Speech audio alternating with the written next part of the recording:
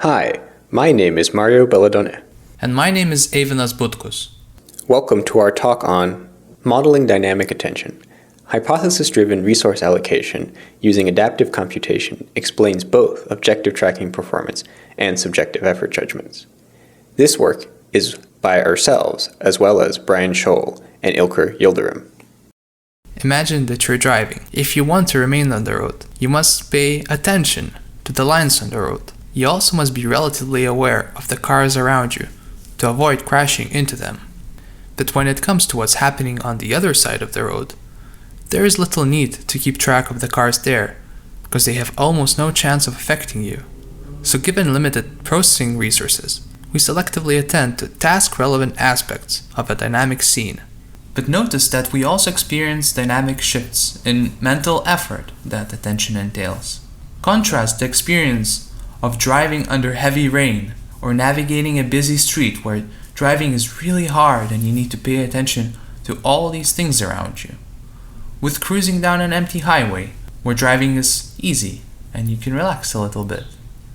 So given limited capacity of our minds, not only does attention select relevant aspects of the dynamic scene, but the nature of those selected aspects and their quantity determine the experienced mental effort.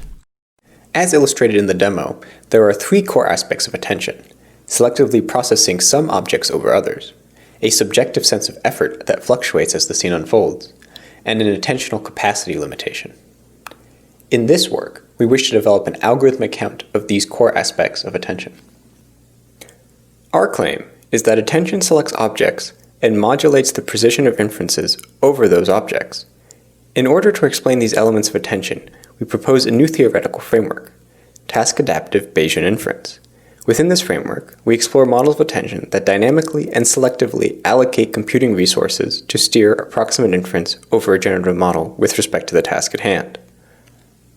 Multiple object tracking, or MOT, offers an experimental domain that captures the core features of attention in perception. At the beginning of each trial in MOT, some objects are designated as targets, and the task for the participant is to tell targets and distractors apart at the end of the trial. So similar to the example of driving, MOT invites the selective aspect of attention, since some objects are more important than others. But in addition, we can tweak the randomness of motion and proximity of objects to determine the perceptual load and the difficulty of a given trial in MOT. So MOT can be used to test hypotheses about mental effort. In this work, we show how task-adaptive Bayesian inference models explain dynamics of attention, in particular, selective processing and the experience of effort. Casting perception as causal inference as inference in generative models, also known as analysis by synthesis, holds the potential to provide a general framework for reasoning about object-based attention. But it has been explored minimally and almost exclusively developed for static, low-level perceptual properties. Other approaches in the literature focused on bottom-up saliency and feature-based attention. However, we think that the object-based and dynamic aspects of attention are crucially important. Finally, none of the previous studies addressed how and why sustaining attention can sometimes feel so effortful. The key challenge in understanding attention within generative models is that we need to somehow incorporate a task objective into probabilistic inference. Before we can tell you how we overcome this challenge, we need to provide a generative model of multiple object tracking. Before we proceed with the formal theory of attention in online perception, we need to discuss the main conceptual assumptions underlying our generative model for multiple object tracking. First, we will describe what we mean by objects. Then we will continue with the implications of considering multiple objects. And finally, we will clarify what it means to maintain beliefs that track multiple objects. The objects in our domain consist of 2D dots with position and velocity in the xy plane, where motion is described as Brownian. The physical dots are visually described as pixel masks according to some graphical properties, such as the radius of the dot. These masks are then combined to predict a single image for an individual time step. An observer can hold beliefs over individual objects, but can also have ensemble beliefs associated with a collection of real-world objects. We designate these ensemble beliefs as clutter, and in the current work represent a uniform distribution over 2D positions. In this work, we assume that early visual processing parses an input image into a set of masks. In our model, we use mask-RCNN to do the segmentation. However, since the order of the segmentation is arbitrary, it means that there is no explicit association between object beliefs and the set of masks. Thus, at a given time step, the mind has to find the correspondence between object beliefs and the unordered set of observations. We refer to this problem, as well as the underlying distribution, as data correspondence. Here, we illustrate data correspondence. Given a collection of tracker beliefs for a given time step, the distribution of correspondences is defined based on the explanatory power of each possible pairing between objects and masks. In the current work, we use random finite sets to analytically define the distribution of data correspondences. For sets with large cardinality, we found that we can sample from the high probability regions of this distribution by approximating it using amortization in a permutation invariant neural network, referred to as neural permutation process. Up to this point, we have explored aspects of our generative model operating within a snapshot in time. Crucially, both the psychological notion of object permanence and the process of tracking in computer vision contain a temporal dimension.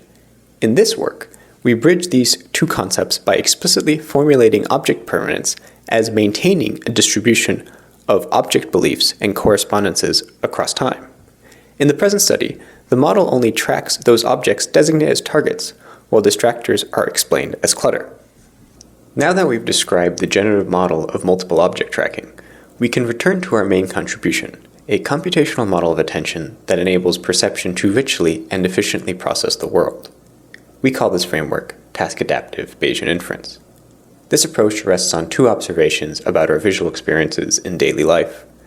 First, most real-world scenes are complex, consisting of many objects and surfaces. But at any point in time, for a given task, only a few aspects of the scene are relevant. Thus, we argue that we see so much with so little, that we experience a rich world, plan flexibly, and manipulate objects creatively by exerting only a small amount of resources. Second, as consequence of the first observation, object representations must be operated under attentional control, adaptively instantiated and refined in a task-driven, flexible manner. Using this framework, we can give an algorithmic account of attention. The framework itself has three basic components. First, it takes an objective, namely a task-specific function over the posterior, such as marginalization. Then it uses sensitivity analysis to find latents in the generative model that are most relevant to the objective. And finally, based on the sensitivity metric, it allocates computing resources to the approximation of those crucial latents. In the style of rational process models, we explore how task-adaptive Bayesian inference can predict objective performance in attentive tracking and also provide a computational signature of effort, explaining subjective difficulty judgments. The first component in our framework requires an objective. But what is the objective in multiple object tracking? The visual system can be described as approximating the full joint posterior over object state and data correspondence across time. Previous formal models of MOT assumed that this distribution, namely the probability of state and data correspondence given a sequence of images, represented the task objective. However, we hypothesized that the task solved by the mind is a bit more abstract, namely partitioning the observed dots into the target set and the distractor set. We call this task and the underlying distribution target designation, formally the probability of target designation given a sequence of images. Notably, we can get to target designation by marginalizing over state and data correspondence. With target designation proposed as the objective in multiple object tracking, we can look at sensitivity of that distribution with respect to refining beliefs about the state of individual trackers. On the left panel, the tracker beliefs, the color dots, at a given time step are overlaid onto the input image, the orange dots. On the right, we can see that target designation is most sensitive to trackers 2 and 3. This is reflecting the ability of those trackers to also explain the nearby distractor. In other words, belief about trackers 2 and 3 impacts the belief over which dots are targets. And since in multiple object tracking we want to know which dots are targets, we refine object beliefs according to this metric. Here, we visualize how sensitivity of target designation drives allocation of computation across objects and time. In the top row, trackers that are actively attended to are highlighted with a red ring, where the ring's intensity is proportional to the amount of computation allocated. In the bottom row, effort is modeled as the total amount of computation allocated to any object for a given time step. Intuitively, as targets approach distractors, sensitivity analysis picks up how much the change of target designation is attributed to any given tracker. For this particular trial, given the randomness and proximity of objects, several trackers required sustained attention, and thus overall effort is high. In contrast, an easy trial with slow, spaced-out objects registers almost no significant sensitivity, and thus very little computation is allocated in this low-effort trial. Before comparing our model to human behavior, we wanted to make sure that the attention model is actually doing something useful, at least in silico. So we looked at its performance in the context of some reasonable baselines. First, you can see the performance of the so-called base model, which is basically a vanilla particle filter, without any extra computing resources in the form of rejuvenation moves. Next, you can see the trial average model, which takes the extra computational resources that the attention model uses in a particular trial and simply spreads those resources across time and across trackers. It is sort of like paying a tiny bit of attention to every car on the road the whole time. Finally, the attention model is significantly better than both the base and the trial average models. This suggests that, at the minimum, our proposed attention mechanism does actually use the extra computing resources in a smart way. Now let us turn to the final part of the talk, namely discussing the experiment and the empirical results. The goal of the behavioral experiment was to explain not only human accuracy in MOT, but also human subjective effort ratings. Our modeling assumption was that the amount of computing resources exerted by the model on a particular trial would correlate with the effort that human subjects experienced during MOT. To test our hypothesis, we had 128 scenes with varying motion parameters. 4 out of the 8 dots were designated as targets at the beginning of the trial, and subjects were queried at the end of the trial whether one of the dots was a target or not. Importantly, at the end of each trial, they were also asked to report how hard it was to track all 4 targets, on the continuous scale from none to somewhat to a lot. First off, model accuracy on the x-axis highly correlates with average human performance, on the y-axis, on a trial-by-trial basis. Turning towards model computation, at first glance, computation well explains human effort ratings that were normalized within subject.